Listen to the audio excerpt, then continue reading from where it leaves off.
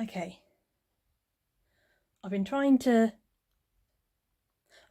out resin for my next project, but it just stayed sticky and damp.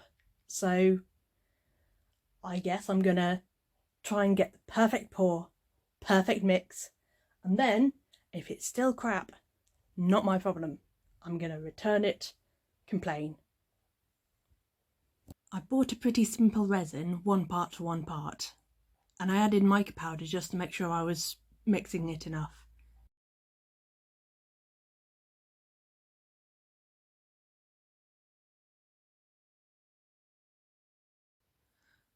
I bought big resin molds so I could make paperweights, and I just filled one of those.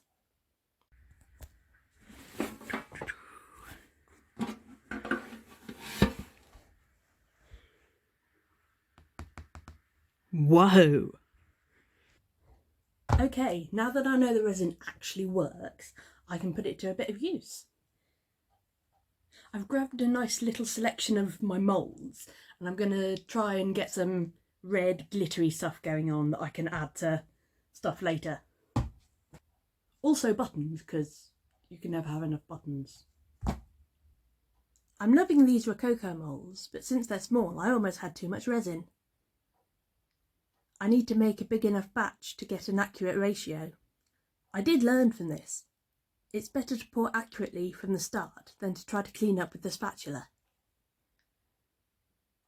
I also learned the importance of temperature with resin. My first batch, the one that didn't work, got left in the cold kitchen overnight. I had to use a seedling warmer and a baking tray to make the right environment.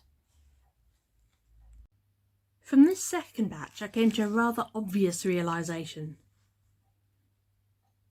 If the surface isn't even, the resin won't be. I put moulds directly on the warmer, even though it was warped after being shipped rolled up. At least after 2 batches, I thought I had enough to insert into the weights. Also, I was starting to worry about fumes, so out to the shed with us.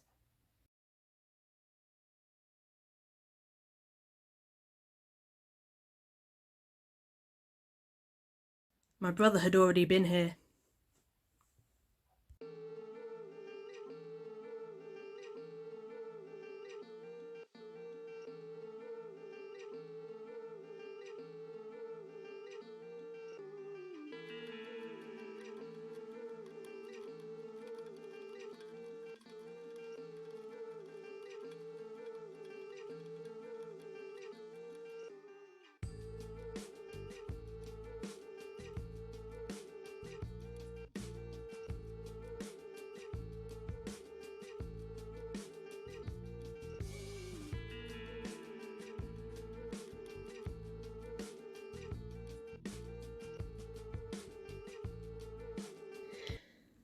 One of these things is not like the others. One of these things is a complete travesty.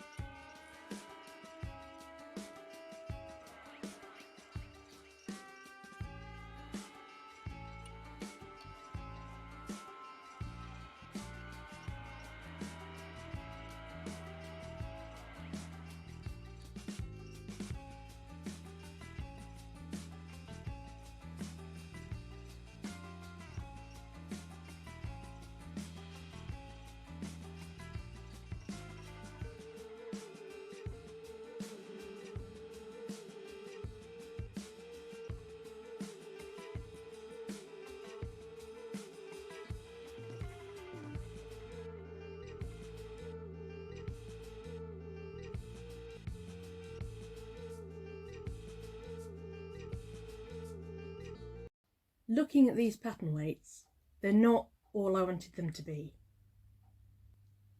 I didn't know how to make the most of the insets, and my mixing left something to be desired. But you know what? They're going to work for holding down my sewing patterns, and they're pretty. It's a good fun start.